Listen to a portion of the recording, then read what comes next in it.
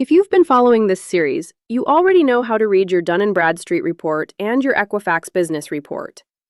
Now it's time for the third major bureau, the one that quietly shows up on a huge number of lending decisions, Experian Business. By the end of this video, you'll be able to open your Experian business report and read it with the same confidence as the other two, so all three bureaus finally make sense together. Let's start with why Experian matters so much, because a lot of business owners overlook it. Experian is one of the three big business credit bureaus, and its main score is used widely by banks, by suppliers, by insurers, and by a large share of the lenders you'll actually apply to. So even if you've built a beautiful D&B file, a weak or empty Experian file can still cost you. You want all three strong, and that starts with knowing how to read this one. The headline number on your Experian report is the Intelliscore Plus. This is Experian's flagship business credit score, and here's exactly how to read it. The version most lenders still use runs on a scale of 1 to 100, and higher is better. A higher score means lower risk. As a general benchmark, a score of 76 or above is considered strong, low-risk territory. So on Intelliscore, you're climbing toward 100, not away from it. Now, one thing worth knowing so you're not confused if you see it, Experian has also rolled out a newer version of Intelliscore that uses a 300 to 850 scale, the same range as personal credit scores. But the older 1 to 100 version is still the industry standard that most lenders rely on, so that's the one to focus on. If you see a number in the hundreds, that's the newer scale. If you see something between 1 and 100, that's the classic Intelliscore. Both measure the same fundamental thing. And what is that thing? Intelliscore predicts the likelihood that your business becomes seriously delinquent, think 90+ days late, or defaults within the next 12 months. What makes it powerful, and a little different from D&B's Paydex, is how much it looks at. Intelliscore pulls from over 800 different data points: your payment history, your balances, your credit utilization, public records, how long you've been in business, your industry, and more. And for smaller or newer businesses, it often blends in the owner's personal credit too, to fill in the picture. So while Paydex is almost purely about payment behavior, Intelliscore is a broader, more holistic read on your overall risk. That's the first and most important number on your Experian report, and now you know how to read it. Let me give you a quick way to keep the Intelliscore reading straight in your head, because the direction trips people up when they're juggling three bureaus. On Intelliscore, high is good. You're aiming up toward 100, and 76 or higher is your target zone. That's the same direction as Equifax's main risk score, and the opposite of the small 1 to 5 risk ratings where you want to be low. So as you move across your three reports, just pause and ask yourself for each number. On this scale, do I want to be high or low? Answer that first, and you'll never misread a score again. And here's why the 800+ data points behind Intelliscore actually matter to you as an owner.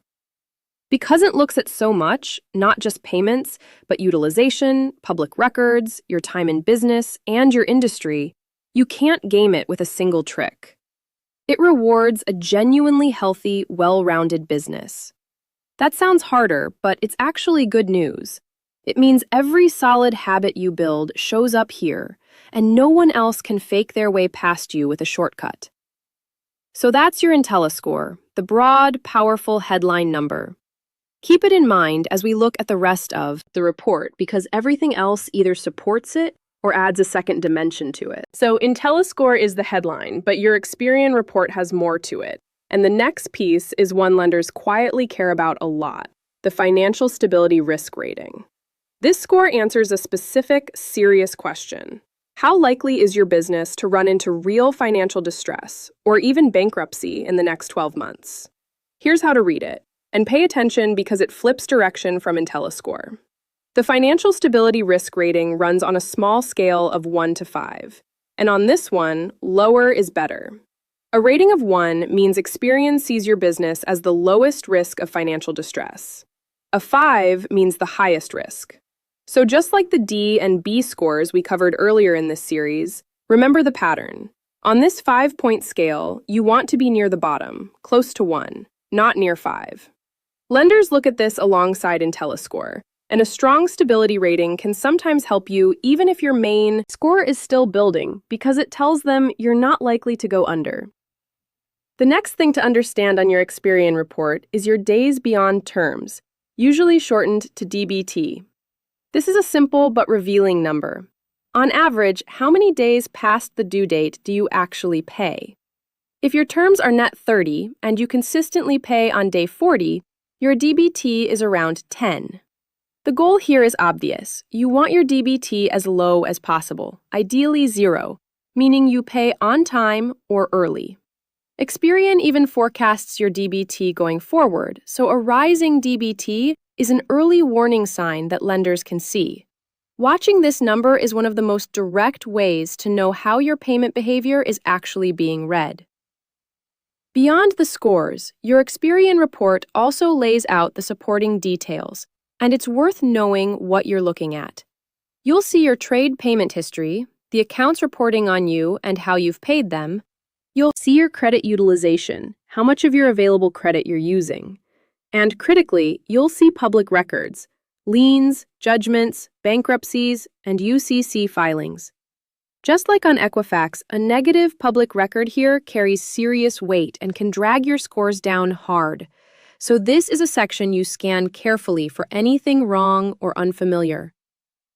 Read all of that together, and you've got the full Experian picture. Let me put the financial stability risk rating in plain terms, because it answers a question the main score doesn't.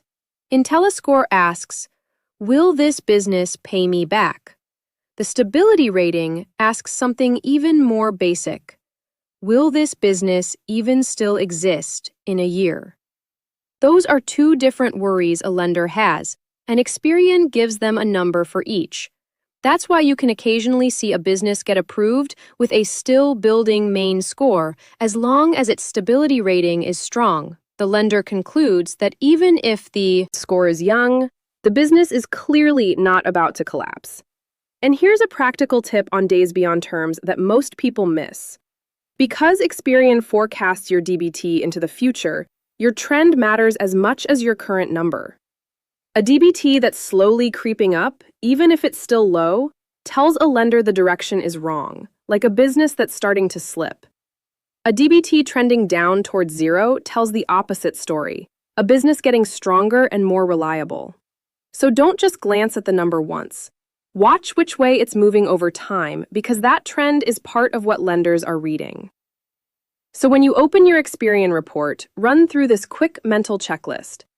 Is my Intelliscore climbing towards 76 and above? Is my financial stability risk rating down low, near 1? Is my days beyond terms near 0 and trending down rather than up? And are my trade lines and public records accurate and clean? Answer those, and you've read the entire report like a professional. That's the whole file, decoded. Every number on this page is telling you a piece of the same story about your risk. So now you know how to read all 3 major business credit bureaus, D&B, Equifax, and Experian. Let me pull this together and show you how a lender actually uses your Experian file, and then how to make it stronger. When a lender pulls your Experian report, they're usually looking at 2 things side by side. Your Intelliscore Plus, for your overall likelihood of paying as agreed, and your financial stability risk rating, for whether you'll even still be standing in a year. A strong Intelliscore with a low stability risk rating is a powerful combination. It tells a lender you both pay reliably and aren't going anywhere. That's the position you want to build toward. So how do you actually improve your Experian scores?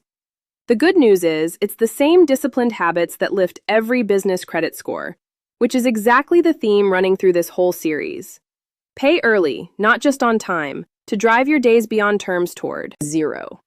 Keep your credit utilization low, using only a small portion of your available credit, because high utilization signals stress, even if you pay on time. Keep your public records clean and dispute anything that's wrong. Diversify your credit over time with different types of accounts. And simply stay consistent month after month, because Intelliscore rewards a steady, reliable track record built over time. And here's the big picture takeaway from this entire series. You now understand that each bureau has its own scores and its own scales. Paydex on D and B, the Business Credit Risk Score and Payment Index on Equifax, and Intelliscore Plus on Experian.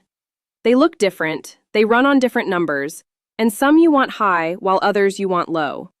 But underneath all of them is one single habit that moves every one of them in the right direction at the same time. Paying early, consistently, on accounts that report, while keeping your utilization low and your records clean. Master that one habit, and you're not chasing 3 bureaus separately. You're lifting your entire profile at once. If you want the complete, step-by-step foundation that gets your business established with all 3 of these bureaus in the first place, I put it into a free checklist for you. It's the first link in the description. Go to fundabilityhq.com/free-checklist. Grab it, and set your file up right from the ground up. I'll see you in the next one. Let me make the improve it part concrete, because vague advice doesn't help anyone. If I were looking at a weak Experian file and wanted to strengthen it, here's the order I'd work in. First, I'd attack days beyond terms by paying every account early, even by a few days, because that's the fastest, most direct signal I control. Second, I'd pull my balances down so my utilization sits low, since high utilization quietly drags the score even when payments are perfect. Third, I'd scan my public records carefully and dispute anything inaccurate, because a single wrong lean or judgment can outweigh a lot of good behavior.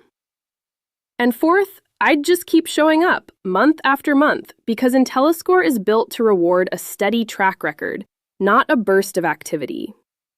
None of that is complicated, and none of it requires money or connections. It's the same quiet discipline that builds every part of your business credit, just pointed at this specific bureau. That's the beauty of understanding all 3. You stop feeling like you're fighting a confusing system, and you start seeing that one set of good habits quietly wins across all of them. So take a moment and feel how far you've come across this series. 3 bureaus that used to look like a wall of confusing codes and numbers are now something you can actually open, read, and act on. That alone puts you ahead of the vast majority of business owners, who never look at any of this until a lender says no. You've genuinely earned that skill, and it will serve you for the life of your business.